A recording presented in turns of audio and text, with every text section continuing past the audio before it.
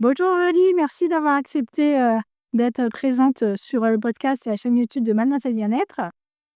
Bonjour, eh bien avec grand plaisir. J'ai adoré ton livre, je t'ai découverte comme ça. Ton livre J'écris donc je guéris aux éditions Grancher.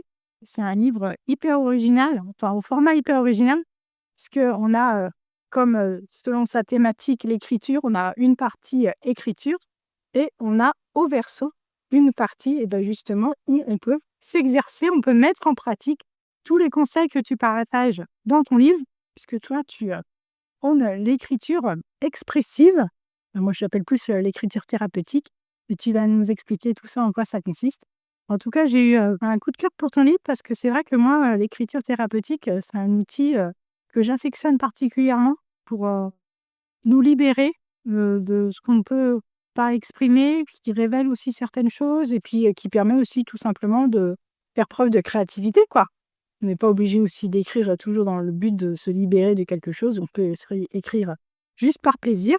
Donc voilà, un livre que vous pouvez retrouver. De toute façon, je mettrai aussi toutes les infos en description. Est-ce que tu peux te présenter pour les personnes qui ne te connaîtraient pas? Oui, alors moi je suis pas du tout littéraire, à la base. Je suis tombée un petit peu, dans l'écriture dite thérapeutique, ou expressive comme tu le disais tout à l'heure, un petit peu par hasard. Donc pour, resituer, moi j'ai un parcours plutôt mathématique, donc je suis, statisticienne de métier, donc je manipule, des chiffres toute la journée. J'ai toujours eu un lien avec l'écriture, c'est-à-dire que j'utilise beaucoup les post-it, je vais utiliser, beaucoup les emails quand, si par exemple j'arrive pas à dire quelque chose à quelqu'un, je vais pouvoir lui exprimer par email. J'ai écrit un poème pour mon mariage, enfin voilà, j'ai toujours eu quand même un lien avec l'écriture, mais sans avoir du tout un bagage littéraire derrière moi. Une lectrice, peut-être plus que la moyenne, mais pas non plus, à tour de bras. Donc voilà, on va dire, quelqu'un, de lambda par rapport à l'écriture. Et puis, moi j'ai eu, donc j'ai 2 enfants. J'ai un premier fils qui est né en 2015 et quand on a voulu avoir notre deuxième enfant, on a pensé que ça serait, comme un claquement de doigts, comme pour le premier.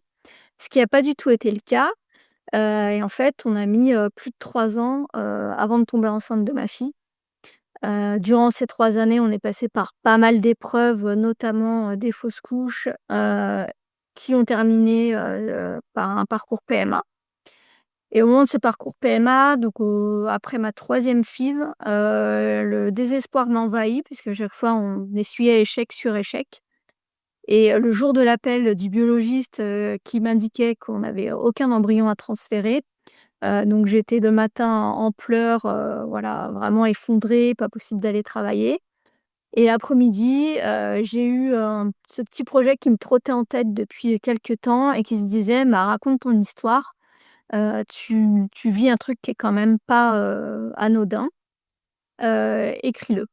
Donc j'avais cette voix un petit peu qui me poussait, je repoussais l'échéance parce que j'avais finalement jamais écrit. La dernière fois que j'avais écrit, c'était pour les dictées ou les rédactions, au collège, donc ça datait un petit peu.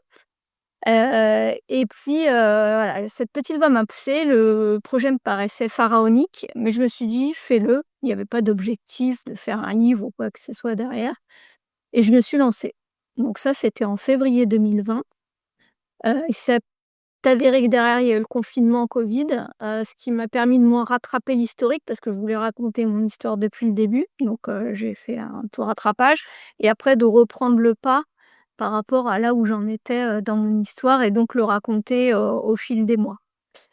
Et donc il s'avère qu'en juillet 2020, je suis finalement tombée enceinte naturellement, heu, donc de ma fille, qui est née en avril 2021. Et donc ce que j'ai fait, c'est que j'ai poursuivi mon récit, parce que je l'ai fait, au final, je l'ai fait dans un but, thérapeutique pour moi, mais pas que. Je me suis dit: «Si jamais j'ai une jolie histoire à raconter pour donner de l'espoir aux autres, je vais aller au bout de ma démarche». Et donc j'ai arrêté l'histoire au moment de sa naissance, en gros 15 jours après sa naissance, vu qu'elle est née 15 jours en avance, de façon symbolique, je l'ai arrêtée, 15 jours après, en mettant un point final. Et et puis, vu que j'aime pas faire les choses pour rien, je me suis dit: «Bah tiens, on va essayer de publier», mais en mode vraiment bouteille à la mer. parce que je savais que c'était très dur de se faire publier, donc je me suis dit: «Bon, bah, voilà, si ça marche, tant mieux, si ça marche pas, bah, tant pis, j'aurais testé» et puis ça a fonctionné et donc son histoire, Cache-cache avec la cigogne est parue en août 2022. Donc ça, j'ai laissé reposer la patte, j'ai trouvé l'aventure chouette et puis l'histoire se finissait bien. Je me suis dit: «Si ça peut aider d'autres couples, ça sera très bien» et puis ça m'a un petit peu taraudée. Je me suis dit: «Ah mais c'était quand même chouette d'écrire». En même temps, je suis pas romancière donc je vais pas avoir, les idées, la créativité d'un romancier donc je voyais pas trop bien quoi en faire. Et c'est là où la dimension thérapeutique a pris toute sa splendeur, où je me suis dit: «Bah, moi, écrire, ça m'a fait quand même beaucoup de bien et j'aimerais bien le faire pour les autres». Donc de là, ça m'a posé plein de questions. Je me suis dit: «Oui, mais écrire pour les autres, c'est pas comme écrire pour soi». Il faut sans doute interviewer les gens, retransmettre leurs émotions. Comment on s'y prend? Et donc j'ai suivi une formation en biographie, en 2023. Et dans cette formation, on nous apprend, bah, à la fois, voilà, comment, cadrer le projet d'un client, voir ce qu'il veut en faire, pourquoi il veut écrire, comment mener des interviews avec lui en fonction de s'il est, très loquace, très bavard ou à l'inverse très taiseux. Comment on retranscrit ses écrits, comment on travaille avec lui pour qu'il voit le livre progressivement se monter. Donc voilà, tous ces aspects-là, je les ai vus pendant cette formation-là et puis ça m'a permis aussi de définir mon projet parce qu'aujourd'hui la biographie, elle peut prendre plusieurs formes. On entend par exemple parler de la biographie hospitalière, donc les gens qui sont en fin de vie, des biographes qui sont intégrés, au corps médical, dont toute la prise en charge est gratuite, pour accompagner le patient jusqu'à la fin de vie. Donc c'est par exemple un pan de la biographie dont on entend parler. Il y a beaucoup de biographes pour les personnes âgées, des gens qui ont envie de transmettre leur mémoire à leurs enfants, petits-enfants. Voilà, il peut y avoir des biographes spécialisés, sur les animaux même j'ai entendu, donc des choses très particulières et moi ce qui m'animait vraiment, c'est la biographie à but thérapeutique. Alors thérapeutique, je le prends avec prudence parce que dans thérapeutique, on entend tout l'aspect médical. Là, on est bien d'accord qu'il y a aucune prise en charge médicale dans cette approche-là. C'est pour ça que ça s'appelle aussi écriture expressive. On n'est pas psy, donc ça, c'est vraiment important de le souligner. On est là pour écouter, pour retranscrire. Forcément, c'est une aide, c'est une oreille bienveillante, mais il y a pas ni la connaissance d'un psy, ni, les conseils, les aiguillages que pourrait donner un psy. Mais en tout cas, moi, ce qui m'animait, c'était vraiment ça, c'était de pouvoir donner un angle de lecture à des personnes qui ont vécu soit des traumatismes, des épreuves de vie. Alors ça peut être passé ou présent et du coup, il y a un petit peu une casquette différente en fonction de si c'est encore au présent, la personne va plutôt, écrire pour se libérer, du poids actuel. Alors que quand c'est passé, on va plutôt être déjà face à des gens qui ont eu des gros parcours avec beaucoup de résilience et du coup beaucoup, beaucoup de positivité en eux. Ce qui fait que ce sont des fois on me dit: «Mais c'est pas trop lourd?» et en fait c'est pas forcément des parcours enfin les parcours sont lourds, mais les personnes qu'on a en face de nous sont pas, des dépressifs, au bout du rouleau, mais des gens qui aussi sont très, très inspirants.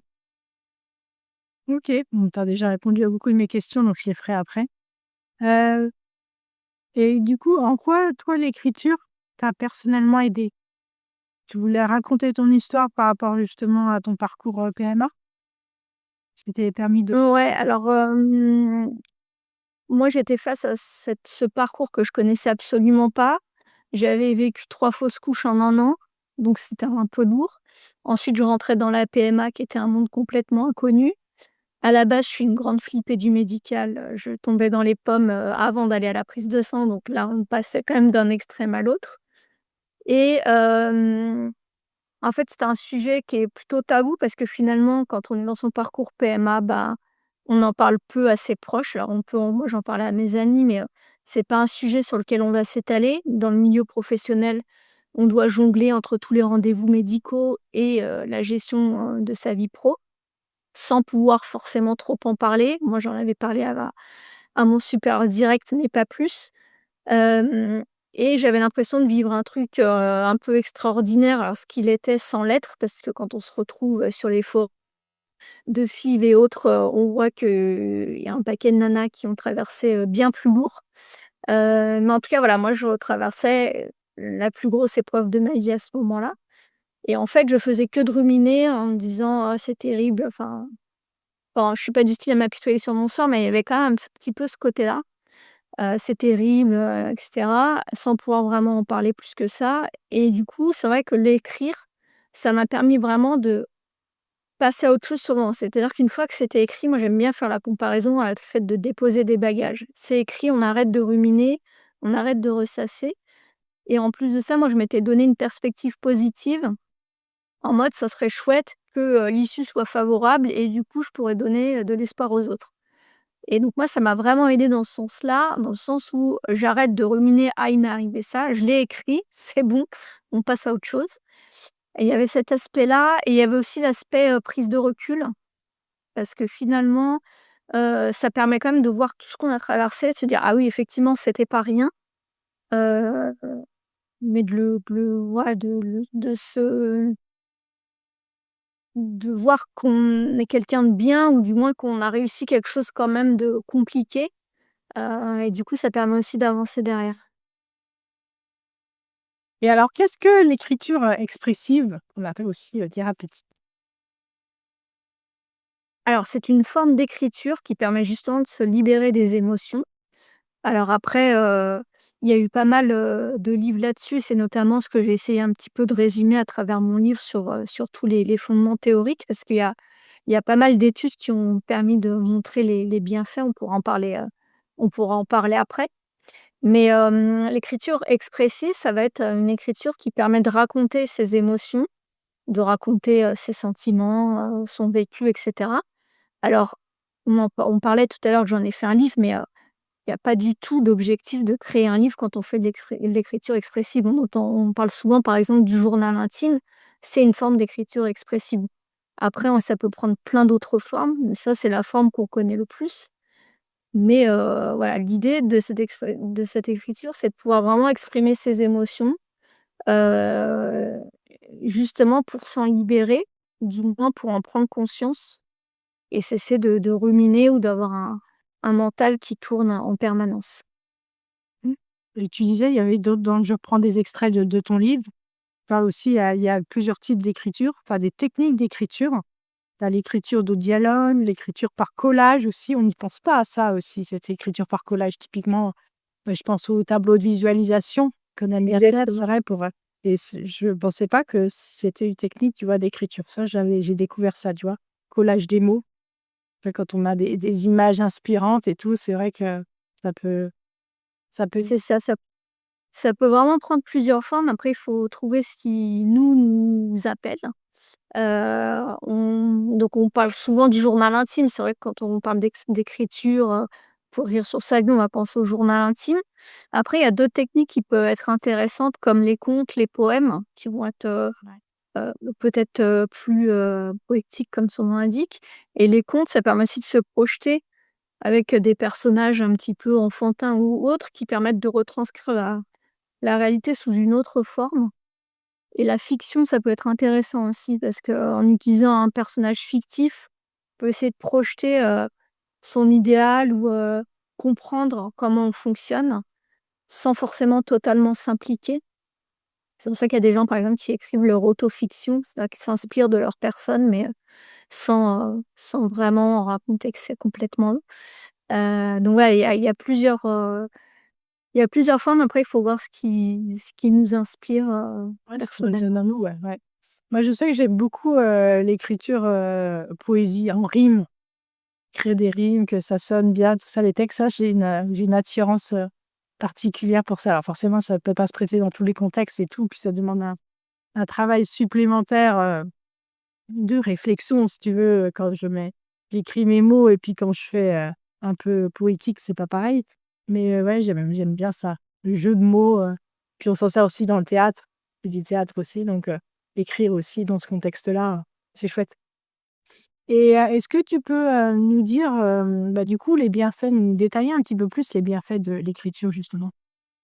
Alors les bienfaits, comme je disais tout à l'heure, il y a pas mal d'études qui ont été menées, notamment dans les années 80, il y a psychologue américain qui s'appelle James Pennebaker qui a écrit, un livre et qui a mené pas mal d'analyses et de méta-analyses, qui a essayé de regrouper un peu toutes les études qui étaient menées, de façon dispersée, pour comprendre un petit peu justement l'impact de l'écriture expressive et il a essayé d'approcher une méthode scientifique. Donc moi étant statisticienne, ça m'a beaucoup plu.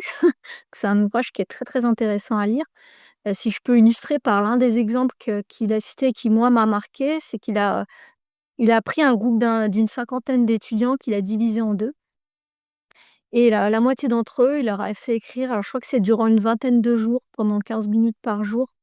Il leur a fait écrire, pour la moitié d'entre eux sur un sujet un peu anodin, voilà, et pouvoir raconter un petit peu leur vie ou ce qui leur passait par la tête et l'autre moitié, il leur a fait écrire sur des sujets un peu traumatiques qu'ils avaient pu rencontrer au cours de leur vie et en fait, il a fait son étude en mesurant par prise de sang, avant le démarrage de l'analyse, pendant et 6 semaines après la fin de l'expérience et il s'est rendu compte en fait que, tout le système immunitaire des étudiants était bien meilleur pour le groupe qui avait, raconté des événements traumatiques.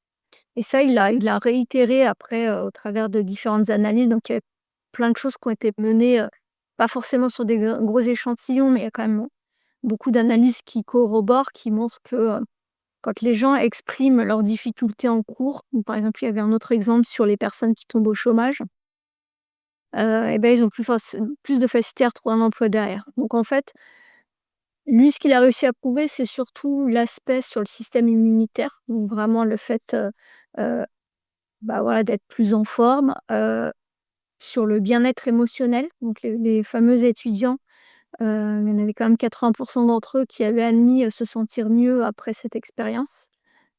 Hem, Toute la réduction du stress, de l'anxiété, donc voilà, ça c'est vraiment les facteurs sur lesquels ça va agir. Heu, donc dans tous les cas, on va dire que ça ne peut pas faire de mal. Ce qu'il faut quand même avoir en tête, c'est que, juste après l'écriture, si vous avez vraiment écrit sur des événements traumatiques, on peut se sentir un petit peu remué dans les heures qui vont suivre, mais sur du un petit peu plus long terme, ça va vraiment être libérateur. Mais forcément, si on remue, le rappel d'une expérience ou d'un événement, forcément sur le coup, c'est pas forcément très agréable. Après, dans son livre, il met aussi en lumière, toutes les limites. C'est-à-dire que les effets ne sont pas démontrés sur plein d'autres pathologies. Si vraiment on part dans le médical, ça va être très difficile, par exemple, de se dire, «Ah bah, écrire sur son histoire quand on a un cancer, ça améliore la guérison». Il y a pas du tout ce genre de promesse. On peut se douter que forcément, si on a un cancer et qu'on écrit sur son état, bah, ça va nous permettre peut-être d'avoir du mieux-être, de prendre du recul, de voilà, de se dire: «Bah, on peut être fier de soi, on a quand même affronté un certain nombre de choses», donc on peut supposer que ça va être bénéfique.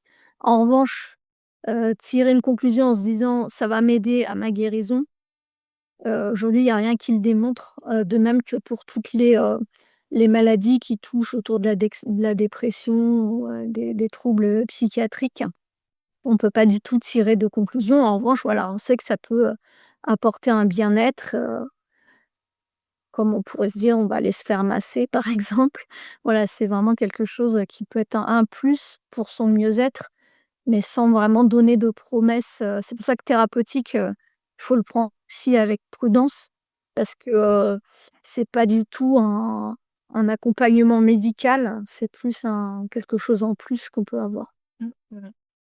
Mais du coup, ce ça peut faire polémique alors le titre du livre: «J'écris donc je guéris». Alors oui, alors c'était, pour faire, référence à Descartes, je crois, mais justement, on a bien mis en préambule tout le petit pitch que je viens de vous faire sur le fait que ça remplace aucunement un avis médical. Et moi aussi dans mon accompagnement, je précise bien que enfin voilà, moi je suis pas psychologue de formation, c'est des sujets qui me passionnent, mais j'ai aucun diplôme ni heu, aucune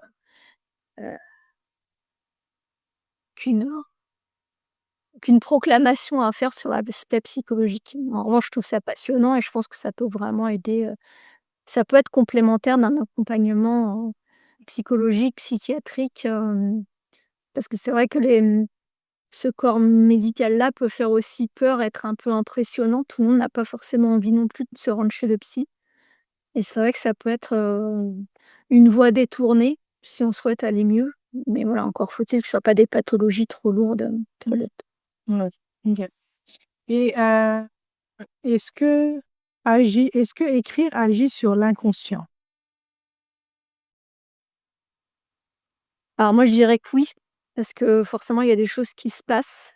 Je pense qu'il y a des choses qui se libèrent sans qu'on en ait conscience. Enfin, je disais tout à l'heure, le fait d'avoir écrit, on dépose ses valises, et ça peut aussi permettre de prendre conscience de certaines choses. Le fait de les écrire ou de les relire après, ça peut permettre, ouais, d'avoir, des prises de conscience, voire même, des années après, des fois, il y a des choses qu'on n'a pas vues et puis en relisant, on se dit: «Ah maintenant avec le recul, ça dit ça ou ça».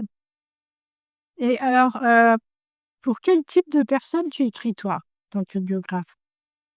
Alors moi, du coup, comme je l'ai expliqué, je me suis spécialisée vraiment sur les personnes qui ont envie de raconter des expériences, traumatiques ou compliquées. C'est pas non forcément obligé d'être un drame, total. Je vais avoir un public plutôt féminin. Heu, c'est vrai que ça va être, les femmes ont peut-être davantage aussi tendance à se confier, à partir dans ce genre de projet que des hommes. Après il y a pas d'âge, spécifique. Alors plus on avance dans la vie, plus on risque d'avoir de choses à raconter. Heu, à l'inverse des personnes âgées, c'est pas des biographies de toute la vie. C'est-à-dire que là, l'objectif, c'est pas de raconter, toute sa vie, toute l'histoire de sa vie, de sa naissance, mais on va vraiment plus se focaliser sur un événement douloureux. Alors, en fonction de l'événement, ça on peut être amené à raconter, toute l'histoire depuis le début, mais pas forcément. Et donc voilà, non, j'ai plutôt, public féminin, et tout type d'âge avec, oui, une dimension, douleur ou épreuve de vie, à raconter et avec, oui, des profils, plutôt résilients, heu et avec un regard sur la vie qui va être différent. Et c'est plus d'écrire pour elle dans le sens, c'est libérateur plutôt que l'idée de transmettre et de donner un message d'espoir comme toi, ça a été ton cas, en fait. C'est plus pour elle. Ça dépend. En fait, quand on se lance dans ce projet-là, il y a pas d'obligation, d'en faire un livre en tant que tel, enfin d'aller à la publication. Ça, c'est une option que la personne décide d'activer ou pas.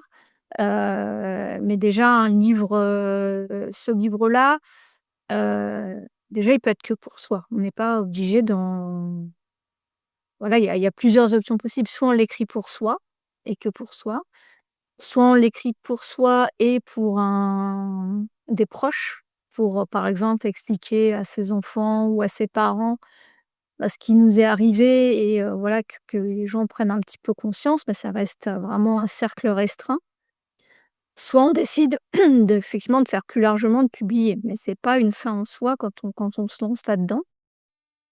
Et puis sur, l'aspect vraiment, récit de vie traumatique, on peut parfois ne même pas aller au bout du livre parce que, d'avoir fait, quelques séances, on pourra revenir après sur la façon dont on procède, mais le fait d'avoir fait juste quelques séances, ça peut débloquer, se sentir libéré et finalement de même pas envie d'aller plus loin dans la démarche. Ou alors de faire des pauses parce que, à ce moment-là, bah, il y a déjà l'essentiel qui a été dit, la personne elle vit sa vie et donc elle a d'autres priorités et elle se dit qu'elle y reviendra plus tard dessus. C'est ça, parce que comment ça se passe justement, là, une collaboration avec toi si on a envie, d'écrire? C'est, comment ça se passe? On te contacte, et puis on te fait part, voilà, genre par exemple, ça peut être, voilà, une personne qui a d'un certain âge qui veut, transmettre certaines choses à sa famille, à ses enfants, ses petits-enfants. Ça peut être, ou qui veut se libérer d'un trauma, en fait, qui veut l'exprimer différemment et qui a peur, en fait. Quelles sont les raisons, on l'a vu, mais quelles sont les motivations de faire appel à une biographe, en fait, de faire appel à toi? Bah, en fait, moi, je le vois un peu, selon les 2 piliers que j'expliquais tout à l'heure. Soit de la personne qui est dans son traumatisme ou qui a vécu un traumatisme et qui a du mal à le surmonter.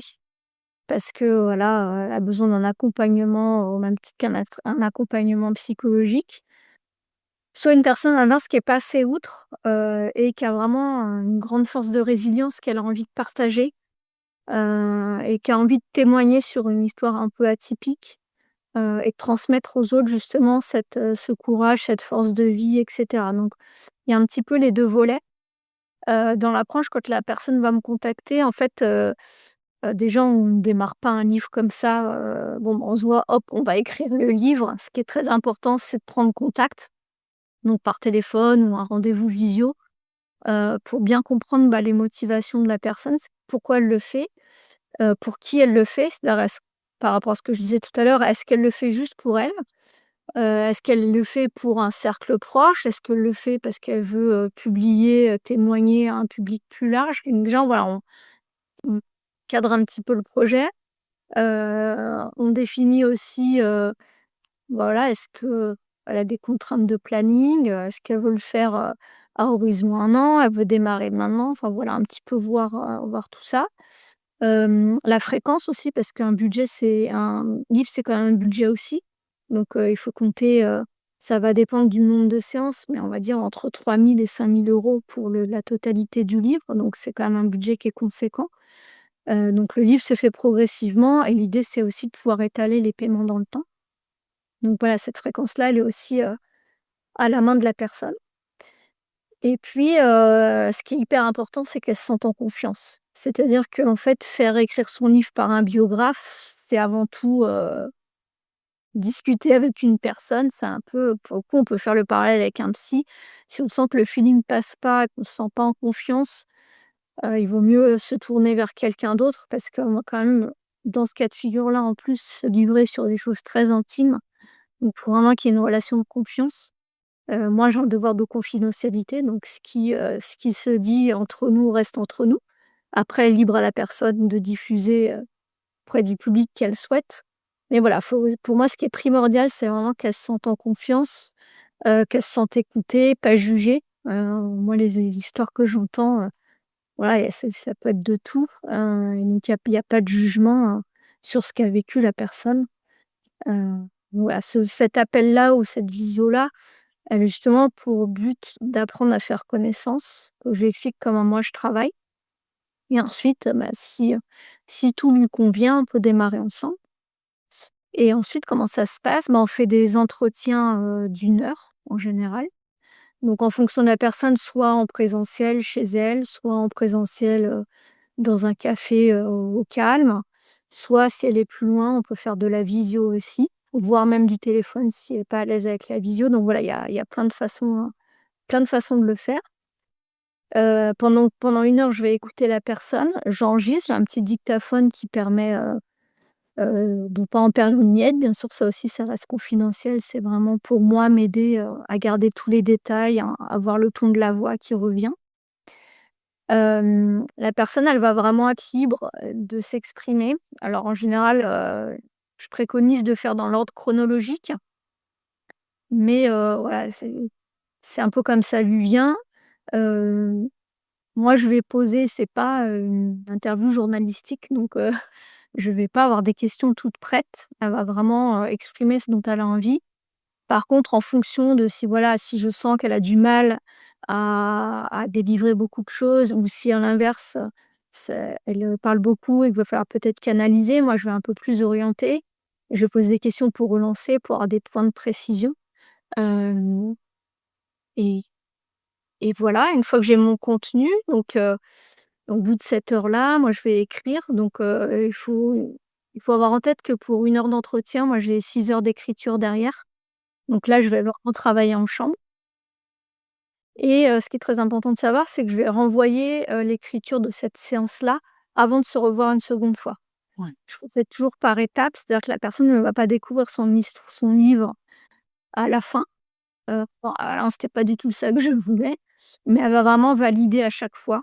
Donc il y a des allers-retours si, il y a des choses, que j'ai mal comprises ou des tournures qui lui conviennent pas, on peut les changer.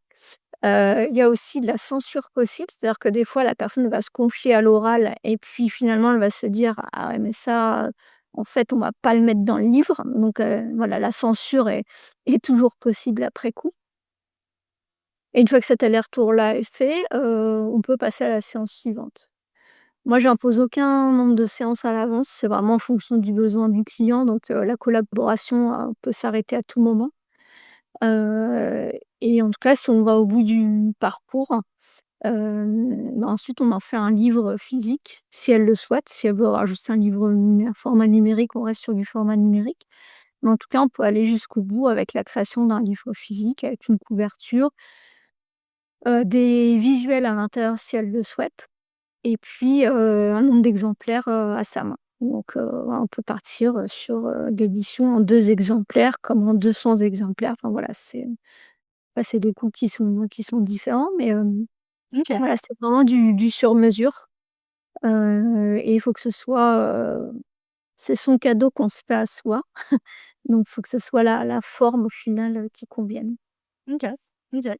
Et alors pour des personnes qui voudraient se lancer dans l'écriture expressive, par quoi commencer? Quels seraient tes meilleurs conseils? Alors moi, je dirais qu'il faut se mettre aucune pression déjà, parce que si on se dit, voilà: «Je vais publier, c'est mon objectif», forcément on se met une pression de dingue et comme je le disais tout à l'heure, l'écriture expressive, c'est pas fait forcément pour publier, c'est surtout fait pour se faire du bien. Donc moi, ce que les études ont montré, donc ce que je conseille, c'est vraiment de commencer petit, c'est-à-dire en s'accordant par exemple 15 minutes par jour. Déjà 15 minutes, parfois dans les quotidiens un peu chargés, ça peut être beaucoup, mais 15 minutes par jour dans lesquelles on est au calme, pas dérangé et un peu, voilà, son moment cocoon, à soi, dans lequel on va pouvoir, écrire. Ensuite, moi je dirais donc se choisir un endroit calme et dans lequel on se sent bien. Et en général, on préconise aussi d'utiliser plutôt un papier et un crayon qu'un ordinateur, heu, pour écrire. Alors moi, pour le coup, j'ai pas été bonne élève, je suis passée sur l'ordinateur, mais en tout cas, on dit toujours que l'utilisation du papier et des crayons permet même à la mémoire de mieux se souvenir quand on apprend des choses, quand on l'écrit avec un papier et un crayon. Donc l'idée, c'est de commencer comme ça, et de se mettre aucune pression, sur la grammaire, sur l'orthographe. Heu, voilà, en fait, on écrit pour soi. Il faut se dire qu'il y a personne qui va regarder par-dessus l'épaule, donc on montrera à ses proches si on en a envie, mais si on en a pas envie, en fait, il y a personne qui voit les écrits, donc voilà, faut vraiment pas se mettre de pression et se dire que c'est pour soi. C'est son jardin secret, et donc en commençant comme ça, déjà, ça peut être une bonne façon de démarrer. OK. Et donc au niveau de la fréquence, enfin tu disais au niveau de la durée, idéalement 15 minutes. Au niveau de la fréquence, tout Bah, c'est bien que c'est ce ça? soit quotidien. Ouais?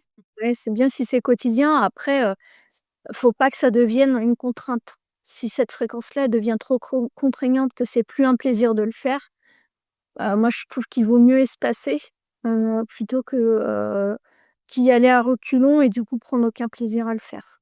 Mmh. Bah oui, que ça reste un plaisir, c'est important. C'est ça. Et est-ce que tu aurais un ou quelques exercices simples à proposer pour débuter? Si là demain je voulais me lancer dans l'écriture, heu, qu'est-ce que tu me conseillerais de faire? Alors dans le livre, on a mis quelques exemples. En fait, ça peut faire peur d'aller directement sur de l'écriture expressive avec de l'introspection sur soi et cetera. Donc ça peut être intéressant de commencer par, des petits exercices simples dans lesquels il y a pas d'implication personnelle. Je dis n'importe quoi, mais, d'écrire un moment heureux ou un souvenir d'enfance agréable. Voilà, quelque chose déjà qui mette, dans une dynamique positive avec, quelque chose de léger. Ça peut être intéressant de commencer, par ce genre de choses ou alors un rêve d'enfant, enfin voilà des moments un petit peu, préservés. Commencer là-dessus, voir comment on se sent à l'aise et puis aller un peu plus crescendo. On parlait de la prise de recul tout à l'heure, ça peut être intéressant par exemple, d'envoyer une lettre, alors, pas forcément l'envoyer, mais, d'écrire une lettre, à l'adolescent qu'on était ou, à son soi d'il y a 10 ans. Pour, voilà, lui donner quelques conseils, voilà: «Tu t'inquiétais sur ceci, sur cela, ne t'inquiète pas». Voilà, ça peut être déjà le cran un petit peu du dessus. ou alors à l'inverse à son futur, voilà, qu'est-ce qu'on voudrait être dans 10 ans, comment on se projette et cetera. Et puis après vraiment si on part sur du plus introspectif, bah, partir sur des récits, du type, je raconte, l'expérience traumatique, qui a eu lieu au cours de ma vie et sur lequel j'ai besoin de me libérer, où là vraiment on va partir, dans l'introspection, dans la confidence, heu et heu et sur des souvenirs qui peuvent être douloureux. Déjà, c'est vrai que d'avoir un journal de gratitude, choses qu'on a aimées dans la journée, c'est une C'est ça. bonne introduction ou ce qu'on a fait dans la journée, vraiment un peu comme, l'esprit d'un journal intime pour, déjà se lancer, voir si on aime un petit peu déjà écrire, et puis après se lancer sur un travail plus profond si on le souhaite, quoi. Et déjà, ça peut juste Ouais, être de raconter sa journée, déjà se libérer, déjà extérioriser, en fait, c'est ça, je pense. tout à fait. Ouais, extérioriser ses ressentis, ses émotions et puis, voilà, mettre de côté, fois qu'on a écrit, ça fait du bien. Puis même, je pense à des rituels, on partage sur Mademoiselle Bien beaucoup de rituels et il y en a un notamment, c'est, la lettre de colère où, bah, on écrit justement une lettre, format lettre qui plaît bien aussi, sur une personne à qui on est en colère et puis après on va la brûler aussi. Voilà. Tiens, Ça fait partie effectivement des formats, dont je parle, dans le livre. On parlait des contes, des poèmes, des journaux intimes. C'est vrai que les lettres, ça peut être hyper intéressant. Les lettres, alors soit une lettre pour soi, donc ou pour son soi du passé, soit une lettre à quelqu'un qu'on va envoyer ou alors à quelqu'un qu'on va pas envoyer, mais qu'on va brûler effectivement de façon symbolique. Parce qu'il y a aussi des fois, des colères qu'on peut avoir envers des défunts et du coup on n'arrive pas à passer outre et ces personnes-là, on peut plus leur dire les choses. Donc, là, il y a vraiment une impossibilité physique de le faire. Donc ça peut être aussi intéressant, de le faire, de cette façon-là. chacun après a trouvé, la manière qui lui convient dernier quoi, qui lui fait le plus de bien parce que c'est ça, hein, l'essentiel de l'écriture, et toutes les formes de créativité que l'on souhaite, hein, de la musique aussi, hein, pareil, c'est de se faire du bien. Exactement. OK, bah, écoute, merci beaucoup pour, ce grand partage. Est-ce que tu aurais un mot de la fin? Est-ce qu'il y a voilà, est-ce que tu aurais quelque chose à ajouter, un message à faire passer? Et ben, je dirais qu'il faut pas se mettre de pression. En fait, faut que ça reste un plaisir et si après, comme moi, vous y voyez un peu une voie plus ouverte et ben c'est très bien. Mais en tout cas, si déjà ça vous permet d'alléger le quotidien, ça sera voilà, c'est gagné. C'est gagnant, carrément, carrément. Eh ben, écoute, merci beaucoup, Aurélie. Je remonte ton livre. J'écris donc, Je guéris, le pouvoir de l'expression, expressive aux éditions Grancher. Je mettrai bien sûr toutes, les infos, en description et puis aussi le lien sur ton site pour, des personnes qui seraient éventuellement intéressées pour, que tu puisses écrire, bah, leur récit. Ben, avec grand plaisir, merci de m'avoir reçue et puis, avec plaisir pour discuter avec les personnes qui seraient intéressées. Ça marche, merci, au revoir. Merci.